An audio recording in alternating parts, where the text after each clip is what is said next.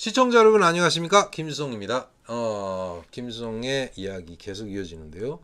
결국 그냥 환전이 문제다. 환전이 몰랐죠. 일본에 있을 때는 북한 화폐도 가치가 있는 줄 알았단 말이죠. 근데 친척분들을 만나는 과정에 거의 이구동성으로 먼저 가신 제일교포들이 엔화를 가져왔냐라는 이야기를 거의 다 물어본 거예요.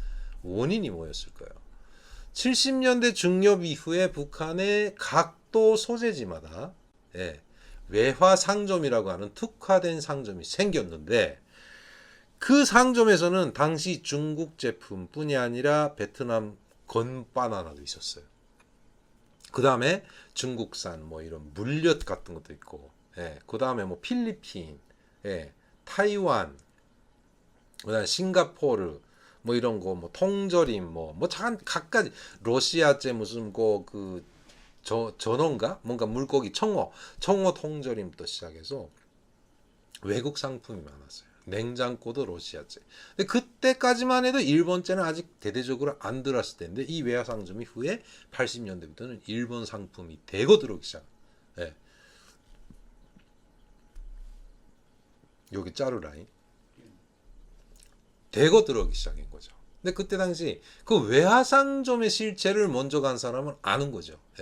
60년대 가가지고 고생하다가 절제 그런 상점이 생기니까 돈만 있으면 북한에서는 못 먹어보는 그런 희귀한 상품들도 사고, 그 다음에 먹을 수가 있는 거죠. 당시에도 그게 설탕, 북한 사탕가루라는 사탕가루가 귀했어요. 근데 설탕도 거기서 팔아요. 쿠바산 막 이런 것들도 있었는데, 그걸 알기 때문에 엔화를 가져왔냐고 물어봤고, 두 번째 뭐냐면 엔화의 가치가 그때 당시 북한 돈하고 할 때 어마무시하게 높은 거예요. 예. 근데 참 안타까운 게 뭐냐, 그때까지만 해도 북한이 화폐의 가치에 대한 개념보다도 물물 교환의 가치가 강할 때였어요. 예. 그러니까 엔화 한 장을 갖다 놔도 북한 주민들은 돌아 반기도 안 낄 때. 그 대신에 일본산 물건에 대한 가치관은 높았어요. 그 중에 가장 높았던 게 뭘까요? 역시 일본제 자전거.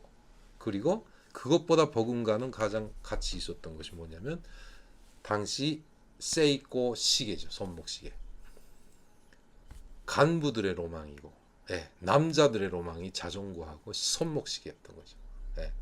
그래갖고 아무튼 그런 시기였는데, 이 북송교포 먼저 가신 분들은 엔화의 가치를 벌써 파악을 한 거예요. 외화상점에 가면은 엔화의 가치가 얼마냐 그거 알고 있잖아. 그러니까 엔화를 가져왔냐 이렇게 물어봤는데, 바꿨다. 어디서? 일본에서 떠나기 전에 바꿨다. 누구 때문에? 이거 가져오신 그 단장 할아버지. 절제 화살이 우리 할아버지한테 쏠리기 시작하니까 한때 우리 할아버지가 초대소에서 살짝 없어졌다. 뭐 여러 가지 이유도 있겠지만 그것 때문에 병도 앓고 계셨지만, 그래서 병원에 가서 한 20일 정도 없어졌다가 다시 나오셨던. 뭐 그때 가서는 뭐 어쩔 수 없다는 거. 뭐 거기 가서 뭐 할아버지한테 우리 손해배상 내라 뭐라. 할아버지 죄가 아니지 않습니까? 그러니까 그런 일들이 있었어요. 그래서 당시의 엔화의 가치, 정말 높았다는 거. 유용 가치가 높았다. 그 다음에 뭐 일단 그런 해프닝이 있은 다음부터 어떤 일이 있었냐면은, 그 면회자가 매일 오다 보니까 그 면회소 자체가 좀 어느 정도 좀 자유로워서, 우리도 가끔 가서 그 뭐지, 예를 들면 우리 그 또래 친구들이 형이 왔어요. 그러면 우리가 같이 가도 뭐라 안 하더라고요. 그래서 가서 형을 먼저 봤는데, 그 70년대 그 중엽인데요. 먼저 가신 분, 그 형은 아마 한 3년인가 2, 3년 전에 가신 분인데, 그 일전에 그 제가 표현을 했잖아요. 스머프 나라처럼 마을처럼 이게 똑같이 생긴 사람들이 사는 북한이었는데, 그 속에서도 북송교포 먼저 가신 그 형님은 우리보다도 한 대여섯 살 위였는데 트렌치 코트를 입고 당시에 올백을 하고 이렇게 쫙 일본에서 했던 사람 그 모양 그대로, 그 캐릭터 그대로 해가지고 나타나신 거예요. 그래서 오, 깜짝 놀랐어요. 그러더니 그때 그 형님이 그랬어요. 야, 너네 왜 왔냐고 일본말로만 말하는 거예요. 가만 생각하니까 좀 약간 빈정상해가지고, 아니 형님이 왔으니까 우리도 온 거 아니냐고. 왔으면 먼저 뭐라고 이야기 하셔야지. 야, 너네는 아마 이제, 난 이제 아직 몇 년밖에 안 됐지만 그 우리 주변에 자기 주변에 뭐 한 10년 이상 산 사람들이 그런 이야기를 하신대요. 이 땅에서 20년을 살아봐 10년 이상을 살아봐야 아하라고 이해가 될 거다라는 말씀을 하셨어요. 어떤 이해? 여러 가지 문제점. 네.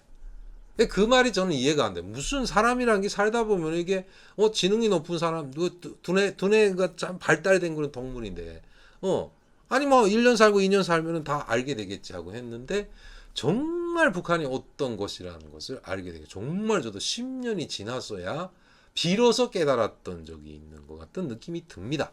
네. 되게 슬슬 그 청진 초대소에서 있었던 이야기 거의나 그냥 마무리 단계인데 댓글에 보니까 너무 짤막하면서도 이렇게 길다 뭐 이런 늘어진다 이런 이야기도 있었는데 많이 양해를 구하고 싶고요. 그 다음에 5분짜리 영상이지만 자주자주 많이 봐주셨으면 감사하겠고 조금만 더 분발하면 저도 드디어 구독자 10,000명이 오네요. 네, 많은 응원 부탁드리겠습니다. 안녕히 계십시오.